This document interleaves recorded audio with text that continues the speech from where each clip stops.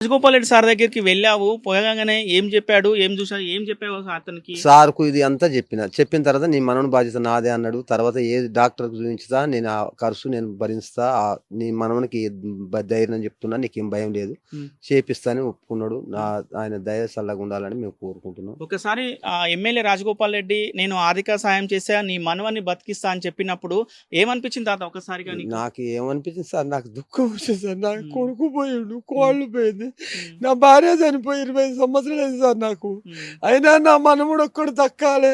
హ్మ్. సరే నా వంశం ఉద్ధరియాలనే ఆలోచనతోటి నేను ఇప్పటి వరకు జీవించకుండా బతున్నా సార్. హ్మ్. మూటు కషం చేసుకుంటా, 2 బర్రెగుడ్లు ఉన్నాయి, పాలిస్తుంటే అమ్ముకుంటా. హ్మ్. అతన్ని పూజించకుండా ఇక్కడనే హై స్కూల్ చదువుతున్నా, ఇప్పుడు 5 చదువుతుండు సారు. హ్మ్. నా బాధల్లో అదే ఉంది.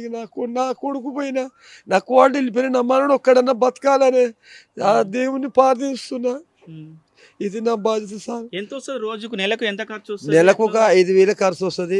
మిగతా ఇక బట్టల ఖర్చు అవి వేసుకుని నెలకు 10,000 ఖర్చు సుమారు వస్తుంటది. హ్మ్. మూట కషం చేసి అతన్ని నిలదీస్తున్నా నా రెక్కల మీదకెళ్ళి. హ్మ్.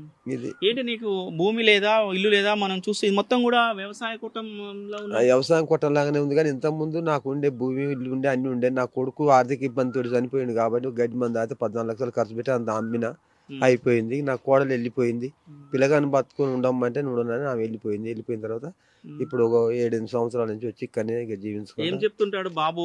మనవడు నీతోటి ఏం చెప్తుంటాడు? తాత నాకు ఇట్లా వచ్చింది. ఈ జబ్బు నాకు నయమైతే తాత నేను ఆర్మీకి వెళ్తా నేను అని అంటుంటాడు. హ్మ్. నేను చదువుకోలేదు. ఆర్మీ అంటే ఏందో నాకు తెలియదు సార్. హ్మ్. ఈ పరిస్థితిలో పుట్టుమిట్టాడికంటే ఇక చివరి దిశలో ఇక ఏదన్నా కానీ రాంగోపాల్ రెడ్డి సార్ కాడికి పోతానే చక్కగా ఆడిపోయిన సార్ ఇక నేను. హ్మ్. ఉన్న యథార్థం అది. హ్మ్. ఎట్లా చదువులో ఎట్లా ఉంటాడు జానకిరాములు? చదువులో మంచిగా ఉంటాడు. హ్మ్. ఎడ్యుకేషన్ మంచిగా చదువుతాడు. హ్మ్. ఆ చదువులో కూడా మంచిగా మార్కులు మంచిగానే వస్తుంటాయి.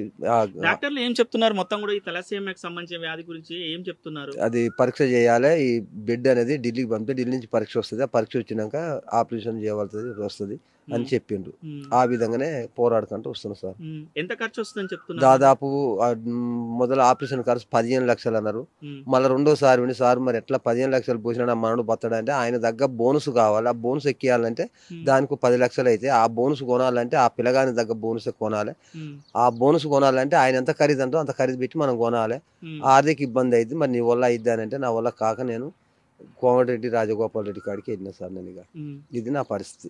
ఏమన్నాడు నేను చూడగానే సారు? చూడగానే ఏంది ఏ ఊరు అని అడిగాడు. పలానా ఊరు అని చెప్పి ఏడుస్తుండే చూసిండు. నా మనవని దగ్గర తీసుకుని హ్మ్. ఈ బాధ్యత నాదే నేను ఒప్పుకున్నా. నీ మనవని దక్కించే బాధ్యత నాదే అని ఒప్పుకున్నాడు. హ్మ్. చేస్తా అన్నాడు. సాయం చేస్తాను నువ్వేం బాధపడకన్నాడు.